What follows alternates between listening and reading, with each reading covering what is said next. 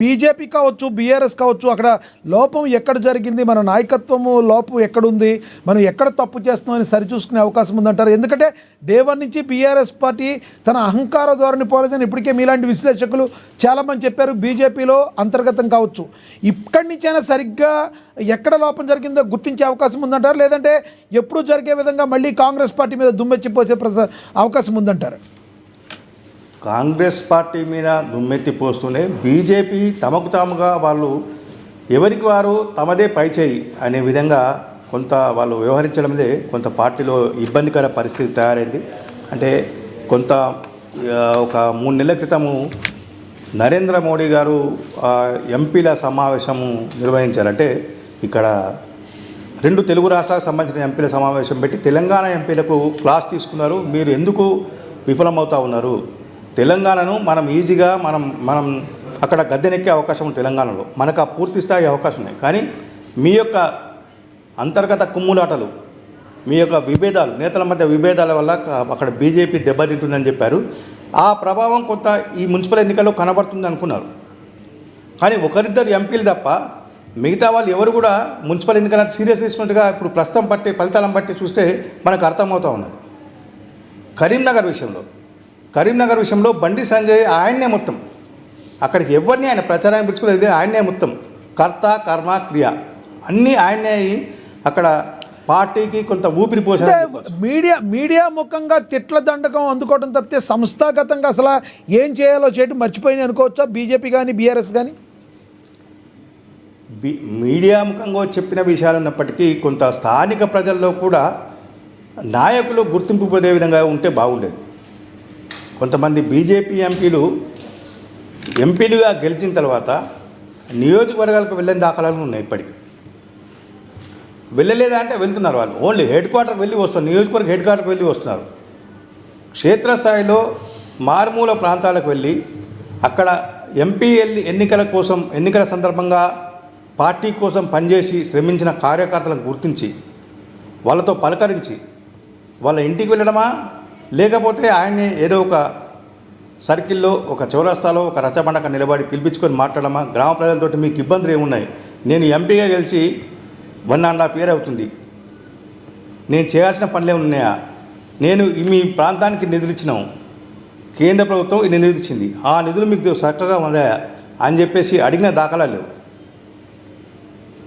8 మంది ఎంపీలు గెలిస్తే దాదాపుగా 4 ఎంపీలు అసలుకు నియోజకవర్గాలకు వెళ్ళిన దాఖలాలు లేవు. వెళ్ళినా వాళ్ళు హెడ్ క్వార్టర్ వరకు పరిమితమయ్యారు. వీటన్నిటికీ తోడు అసలు ఎంఐఎం పరిస్థితి ఏంటి, ఇలా ఉండడానికి గల కారణం ఏంటి? గతంలో నుంచి కూడా ఎంఐఎం మొత్తం మేమే అనుకుంటూ వచ్చింది, చూస్తే ఇక్కడ పత్తా లేకుండా పోయిన పరిస్థితి మనం గమనించవచ్చు. ఎంఐఎం మొదటి నుంచి కూడా ఒక గ్రేటర్ హైదరాబాద్ తప్ప ఒక బైన్సా మున్సిపాలిటీ ఇవి తప్ప కొన్ని చోట్ల, అంటే ఇప్పుడు గ్రేటర్లో కలిసినటువంటి జల్పల్లి మున్సిపాలిటీ మహేశ్వరం కాన్స్టిట్యూన్సీలో ఉంటుంది. జల్పల్లి మున్సిపాలిటీ 1-2 మున్సిపాలిటీ తప్ప ఎంఐఎం పెద్ద ప్రభావం చూపిన దాఖలాలు. అయితే ఎంఐఎం కొన్ని చోట్ల చెప్పుకోదగ్గ స్థానాలను గెలుస్తూ ఉన్నది. అది మనము అనుకోవచ్చా కృష్ణమూర్తి? ఏదైతే కాంగ్రెస్ పార్టీ యొక్క దూకుడు ఏదైతే ఉందో ఎంఐఎంకి గండి కొట్టింది అనుకోవచ్చు. ఎందుకంటే ఎంఐఎంలో ఇప్పటికీ కూడా ఆ ఓటర్లు, కొంతమంది మైనారిటీ ఓటర్లు కాంగ్రెస్ పార్టీ చూస్తే పతంగా ఏమీ గుర్తుకురావు, వాళ్ళకి వెళ్ళి అస్తానికే ఓటేసిన పరిస్థితి మనం చూడొచ్చు. కాంగ్రెస్ దూకుడు ఎంఐఎం పార్టీ పక్క శాపంగా అయ్యింది అనుకోవచ్చా? ఖచ్చితంగా. అంటే ఎంఐఎం నేతలు ఈ ఎన్నికలంతా సీరియస్ తీసుకోలేదు. 1-2 చోట్ల మాత్రమే వాళ్ళు సీరియస్ తీసుకోలేదు, కానీ రాష్ట్ర వ్యాప్తంగా వాళ్ళు సీరియస్ తీసుకోలేదు. ఎందుకంటే ఎంఐఎం బలంగా వెళ్తే మిత్రపక్షమైన పార్టీకి ఇబ్బందులు ఎదురవుతాయి, ఓట్లు చీలిపోతాయి, ఫలితంగా బీజేపీ గెలిచే అవకాశం ఉంటుంది అన్న కోణంలో కొంత వాళ్ళు వెళ్ళలేదు. చాలా చాలా మున్సిపాలిటీలలో, కార్పొరేషన్ కానీ మున్సిపాలిటీ కానీ వాళ్ళు అసలుకు ప్రచారం చేయలేదు. అంటే కొన్ని చోట్ల ఏదైతే మైనార్టీలు ఎక్కువగా ఉన్న ప్రాంతాలను మాత్రమే వాళ్ళు టార్గెట్గా చేసుకొని ఎంఐఎం నేతలు పర్యటించి తిరిగారు. కానీ అన్ని మున్సిపాలిటీలను వాళ్ళు కామన్గా తీసుకొని తిరగలేదు. అంటే బీజేపీ, కాంగ్రెస్, బీఆర్ఎస్ ఈ 3 పార్టీలు ఏదైతే అన్ని మున్సిపాలిటీ తీసుకొని తిరగలేదు.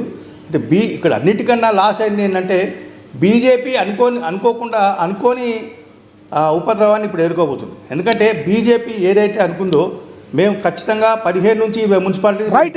గెలుపు అయితే నల్లేరు మీద నడకలాగా కాంగ్రెస్కి అయితే కనపడుతుంది. గెలిచిన తర్వాత ఏవైతే హామీలు ఇచ్చారో కాంగ్రెస్ పార్టీ ఇక్కడి నుంచి అయినా మున్సిపాలిటీలో చేయడానికి మరి అవకాశం ఉంటుందంటారా? లేదంటే గతంలో మేము అనుకోలేదు, ఇప్పటికీ కొంతమంది నేతలు మాట్లాడారు కాంగ్రెస్ నుంచి, గతంలో కేసీఆర్ అని అప్పులు చేశారు అనుకోలేదు అవి అని, ఇప్పుడైతే తెలుసు కాబట్టి మున్సిపాలిటీలోనే డెవలప్ అయ్యే అవకాశం ఉందంటారా? వాస్తవానికి మున్సిపల్ ఎన్నికలకు సంబంధించిన విషయంలో కేంద్ర ప్రభుత్వం నిధులు ఎక్కువ వచ్చే అవకాశం ఉంటుంది. స్థానిక సంస్థలకు అన్నిటి కూడా కేంద్రం ప్రణాళిక సంఘం నుంచి నిధులు వచ్చే అవకాశం ఉంటుంది. కాబట్టి ఖచ్చితంగా ఇప్పటికీ మనం గమనించవచ్చు, గ్రామ పంచాయతీ ఎన్నికలు జరిగి 3 నెలలు అవుతుంది. 2 దఫాలుగా కేంద్ర నిధులు వచ్చాయి. అంటే అభివృద్ధి శరవేగంగా సాగుతుందని మనం ఎగబెట్టుకోవచ్చు. ఇప్పుడు కూడా మున్సిపాలిటీలకు దాదాపుగా 1 ఇయర్ అవుతుంది పాలక వర్గాలు ముగిసి. అంటే 2 దఫాలుగా కేంద్ర నిధులు వచ్చే అవకాశం ఉంటుంది. అనుకోని అంటే ఏవైతే కాంగ్రెస్ పార్టీ ఇచ్చిందో హామీలు అవన్నీ పూర్తి అయ్యే అవకాశం ఉంటాయి. అంటే ప్రతి ఇది చేయగలమంటే అది ఇంపాసిబుల్. నరేంద్ర మోడీ ఇంత పాలన చేస్తున్నా కానీ ఆయన కూడా కొన్ని హామీలను విస్మరించి వెళ్లాల్సిన పరిస్థితికి వస్తుంది. అంటే ఆర్థిక పరిస్థితి కానీ, స్థానిక పరిస్థితి కానీ, రాజకీయ పరిస్థితి కానీ, మిగతా వేరు అంశాలను మనం పరిగణలోకి తీసుకుంటే అన్ని హామీలు 100కు 100% చేసినా ఎవరు చేయలేరు. కాబట్టి కొంతవరకు కాంగ్రెస్ పార్టీ ఇచ్చిన హామీని నెరవేర్చుకునే దాంట్లో సక్సెస్ అవుతుందని మనం భావించాల్సిన. జగ్గారెడ్డి కావచ్చు, ఆ మస్తికి వస్తే కేటీఆర్ కావచ్చు, ధర్మపురి అరవింద్ కావచ్చు, వీళ్ళ యొక్క ఘాటు వ్యాఖ్యలు ఏవైతే ఉన్నాయో ప్రధానంగా అరవింద్ ఘాటు వ్యాఖ్యలు ఓట్లు రాల్చలేకపోయినాయి అనుకోవచ్చా? అంటే ఘాటు వ్యాఖ్యలు అనేది కాకుండా స్థానికంగా ఉన్నటువంటి అంశాల ప్రాతిపదికన ఒక్కొక్క నాయకుడి వ్యవహార శైలి ఒక్కొక్క రకంగా వెళ్ళే అందుకు వీలు ఉంటుంది. కాబట్టి ధర్మపురి అరవింద్ ఓన్లీ ఆయన మున్సిపాలిటీ మొత్తాన్ని తీసుకోలేదు, నిజామాబాద్ కార్పొరేషన్ మట్టుకు ఆయన దృష్టి పెట్టాడు. మనం ఇందాక చెప్పుకున్నట్టుగా కేంద్ర మంత్రి బండి సంజయ్ ఏదైతే కరీంనగర్ కార్పొరేషన్ను టార్గెట్గా పెట్టుకొని ప్రచారం చేసుకున్నారో అదేవిధంగా ధర్మపురి అరవింద్ కొంత ఆయన నిజామాబాద్ కార్పొరేషన్ను టార్గెట్గా పెట్టుకొని చేసుకున్నారు. ఆయన మొత్తాన్ని పార్లమెంట్ను కూడా టార్గెట్గా తీసుకోలేదు. బండి సంజయ్ తీసుకున్నాడు, బండి సంజయ్ తీసుకోలేదు. అంటే వీళ్ళు కార్పొరేషన్ లేకపోతే వీళ్ళు మున్సిపాలిటీ తీసుకున్నారు. ఫర్ ఎగ్జాంపుల్ మెదక్ ఎంపీ ఉన్నారు రఘునందన్ రావు, గజ్వేల్ మున్సిపాలిటీని తీసుకున్నాడు. గజ్వేల్లో బీజేపీ కొంత ప్రభావం చూపుతూ ఉన్నది. అది అధికారంలోకి అక్కడ గజ్వేల్ మున్సిపాలిటీ మీద బీజేపీ జెండా ఎగిరేస్తుంది అని చెప్పేసి వస్తూ ఉన్నది. అంటే వీళ్ళు కొన్ని మున్సిపాలిటీలను, కొన్ని అసెంబ్లీ కాన్స్టిట్యూన్సీలో కొన్ని మున్సిపాలిటీలను వీళ్ళు టార్గెట్ తీసుకొని చేసుకున్నారు. దాంట్లో కొంతవరకు సక్సెస్ అయ్యారు. కానీ మిగతా వాళ్ళకు సక్సెస్ అయ్యేందుకు కొంత వీలు లేకుండా పోయింది. దీంట్లో నేను చెప్తాను కదా, 8 మంది ఎంపీలలో 2-3 ఎంపీలు తప్ప మిగతా వాళ్ళు కూడా ఈ ఎన్నికలు మున్సిపల్ ఎన్నికలు కూడా వాళ్ళ యొక్క ప్రభావాన్ని చూపలేకపోయారు. బీజేపీకి సంబంధించిన 8 మంది ఎంపీలలో 2-3 ఎంపీలు తప్ప మిగతా వాళ్ళు ఎక్కువగా ప్రభావం చూపలేకపోయారు. కొండా విశ్వేశ్వరరెడ్డి చేవెళ్ళకు సంబంధించి ఆయన తన కాన్స్టిట్యున్సీకి సంబంధించిన విషయంలో మొయినాబాద్ కానీ, తాండూరు కానీ, వికారాబాద్ కానీ, పరిగి కానీ ఈ నియోజకవర్గాలలో బీజేపీ ప్రభావాన్ని ఎక్కువగా ఆయన ప్రభావితం చేయలేక ఓటర్లు, ఆ మున్సిపల్ ఓటర్లను ఎంపీగా ఆయన ప్రభావితం చేయలేకపోయారు. అదేవిధంగా ధర్మపురి అరవింద్ నిజామాబాద్ కార్పొరేషన్ తీసుకుంది కాబట్టి నిజామాబాద్ కార్పొరేషన్ వరకు కొంత ఆయన ప్రభావం చూపారు.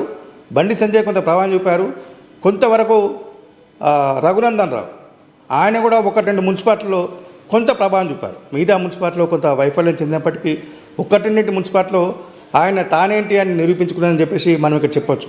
మిగతా విషయాలలో ఇంకా కొంత సమయం రావాల్సిన అవసరం ఉంటుంది. సాయంత్రం వరకు కొంత క్లియర్ కట్గా వస్తే ఎవరేంటి కాంగ్రెస్ పార్టీలు ఎంపీలు ఎంతమంది ఏది చూపారు, తర్వాత బీజేపీ ఎంపీలు ఎవరు ఎంత చూపారని చెప్పేసి కొంత స్పష్టంగా వచ్చే అవకాశం అయితే ఉన్నాయి.